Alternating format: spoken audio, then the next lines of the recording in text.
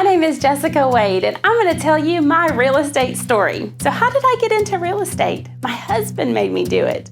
I was a stay-at-home mom for 12 and a half years, struggling with what to do when my youngest entered kindergarten, and my husband suggested real estate.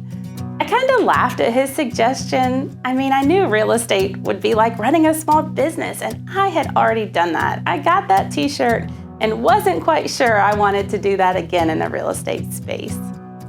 So I ended up taking a job where I punched a clock, and on day 2, I knew that wasn't for me.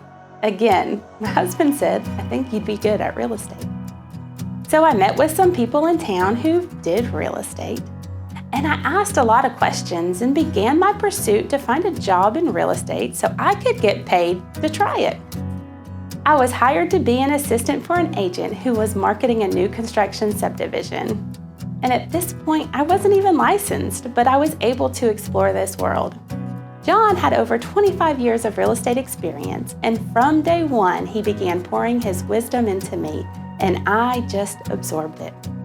I loved learning about the marketing, learning about the processes.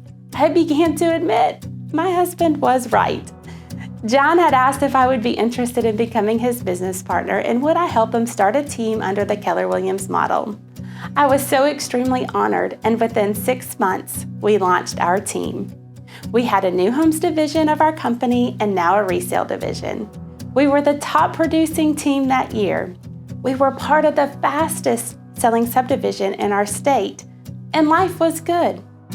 We were outgrowing the KW model and opened up our own brokerage, but continued to operate everything like a team. I got my license and would teach and train the agents that John had taught me. And I loved mentoring and teaching them, and I loved my brokerage, and I loved my team. And on the surface, it was such a great setup. But work, it was requiring a lot of effort, and the pay wasn't really great. Have you ever thought about how much it costs to run a brokerage? The administrative help, the compliance department, the documentation, the building, copy machines, the signs, the lockboxes, the marketing, the direct mail. You get the picture. And even though we were taking large splits from our agents, the income was unpredictable and the monthly overhead was high. I began taking a larger role in our company as John began his journey towards retirement. 3 years after opening our brokerage, my marriage was struggling. There was so much stress at the business level and in my personal life, and I couldn't quite figure out which way was up.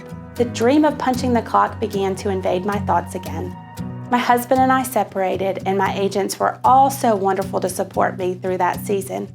But just a few months later, the agents began to leave one by one. Another brokerage in town had opened up, they had lower splits, and they took all of my agents. And honestly, I didn't blame them. I went from a successful brokerage to no agents in a 3-month span, and remember that overhead I mentioned? The weight was overwhelming. Thankfully, my husband and I reconciled, and things on the home front were stable, but I couldn't carry the weight of the business alone. And having never really been an agent before, I decided real estate must not be for me. But the marketing I was doing to generate leads for the team was still working, and so I started to work with them, and one by one I started having closings. It was such a surreal experience. I closed the brokerage at the end of 2019 and joined a low-fee, low-cap brokerage, still not sure what I was capable of. And within a few months, I had capped at that brokerage. The broker and I were both surprised, and she asked if maybe I would be better suited with a brokerage that offered a little more technology and training. So I joined another independent brokerage, and my business took off. In 2018, I had 2 personal closings. In 2019, 20 closings. In 2020, I had 22 closings. In 2021, my goal was 25 closings, and I closed 37 houses, and I was the top agent at my brokerage of over 100 agents. And in 2022, I had 42 transactions. But the burnout has been real. I read the Millionaire Real Estate Agent book for the 5th time. I read E-Myth for real estate agents. I talked to my brokers who said I needed to start a team, that I needed to grow. I would push back and say, but if I build an agent and make them successful, they will just leave me again. And my broker said, that's the point. That didn't sit well with me. For months, I agonized over starting a team. I knew I had to do something to keep myself from burning out, and the only something being presented was to build a team. I didn't have any peace about that decision, and I kept fighting it. I kept exploring other options, but just had no peace. And then one day I was driving to Florida. I saw a sign for Cocoa Beach. I remembered a broker owner I had met at a real estate conference in Kentucky many years earlier. John and I had just opened our brokerage when I attended that conference, and I could remember this guy had it going on. He had the full MREA team, and I remembered being in awe and just knew he could help me with this team structure that I was trying to create. As soon as I got to my destination, I sent him a Facebook message, and he responded that we would talk the following week. I was so excited to remember this individual, to pick his brain, and to finally get some clarity on how to move forward in this mess. Although it was a good mess, it was still a mess. What I didn't expect was that our first call would be about my life goals. I remember thinking, I called you to get help with real estate. Why aren't we talking real estate? But I trusted him, and over the next couple of weeks, I found clarity. I found freedom, and I felt peace.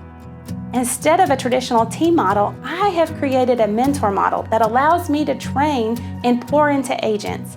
It allows me to refer business to them, and I don't have the overhead cost of running a team or running a brokerage, and I don't have the responsibility if someone were to make a bad choice or decide to leave. I have the ability to use all of my skills to mentor agents to become successful, which I love. I have also begun strategically planning for retirement because this soon-to-be empty nester, about 5 years, is ready for some time off to spend with my husband. I am so thankful for this breath of fresh air, and I wake up every day with a plan and excited to begin the day. I have loved sharing my story with you, and I would love to connect with you to hear your story. Let's make that happen.